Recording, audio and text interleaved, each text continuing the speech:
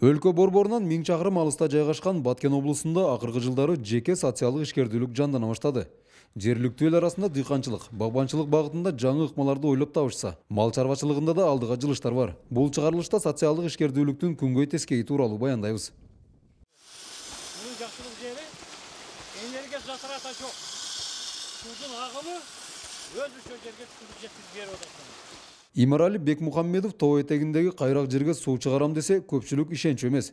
Анткени каналдын деңгээлинен жогору жакта жайгашкан талагы суу чыгаруу өзүнчө бир чоң түйшүк эле. 2 жыл бою изденүүнүн натыйжасында суу тартып чыгаруучу айлампа жасады. Дыйкандын айтымында айлампа менен 1000 метрге чейинки аралыкка суу чыгарса болот. Каналдардан суу тартып берүүчү мындай механизм менен жергиликтүү дыйкандар 5 гектарга чейин кайрак жерлерди өздөштүрө башташкан. Чыккан сууну чарамжалдуу пайдалануу үчүн тамчылатып суугаруунун жаңы ыкмасын ойлоп тапкан дыйкан дарыгерлер күнүгө колдонуп жүргөн кадимки эле системаны пайдаланат. 1,5 саатта мына шулап аткан суу ар бир көчөткө 15 литр суу айдайт.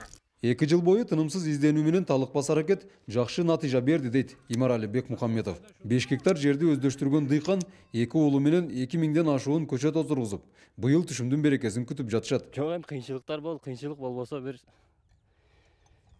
нерсе болушу кыйын да, кыйынчылыксыз. Мына ушул даракка быйыл 2 жыл болду. Ушун мөбө жакшы бериш үчүн, мунун мына шактарын ушу жапай болуп кетпеш үчүн жылын ушу обрезкасын жакшы кылып туруш керек.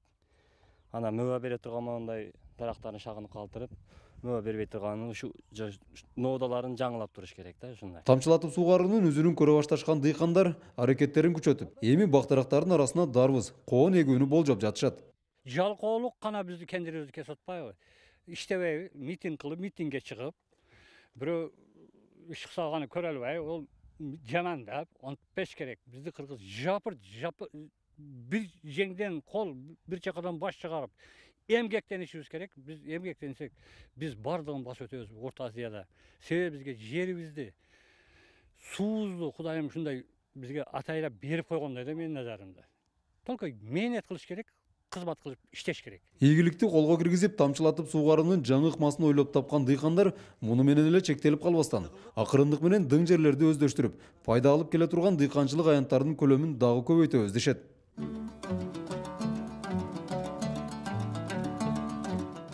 Сайтбурган Калмурзаев 40 жылдан бери Тывыт багытындагы эчкилерди багат. Алдында 600дөн ашуун мал жандыктары бар фермердин айтымында, кышкысын суук, жайкысын ысык Баткендин шартында Тывыт багытындагы эчкилер совет мезгилинде эле көп кирешелерди берип турган. Чыдамдуу мал, эчки мындай айтканда башка койлорго караганда өтө чыдамдуу. Чөп бербейбиз. Мындай талаадан өзү таап келет. Төлдү жакшы берет, Тывытты жакшы берет. Сатсак мына пул болот, сойсок эт болот. Баткендин шартына ылайыкташкан бул эчки жандыгынын этинен да Тывыты көп киреше алып келет. Тилекке каршы суроо талаптын жоктугунан кытайлыктар текейден арзан баада Баткендин Тывытын алып кетишет. 300 граммдан ашык Тывыт алабыз ар биринен. Салыштырмалуу алдыны 2000ден сатып атабыз. Уйгур улуттагылар келет дагы алат ошолор. Каалаган наркты алат эми. Аларды билесиз өзүңүз. Бизге караганда соодада алдыңкы адамдар. Баткендин кыркатоолорунан ыңгайлаштырылган Тывыт багытындагы эчкилердин саны аймакта мезгилинде 45 миңге жеткен. Учурда көп киреше берүүчү мал жандыктын бул түрү кескин кыскарып кеткен. Ата айтып тургандай, өзү Тывыт багытындагы Тывыттуу кыргыз пародасы. Негизги максаты мунун багыты ошо эчкиден эт эмес, Тывыт алуу.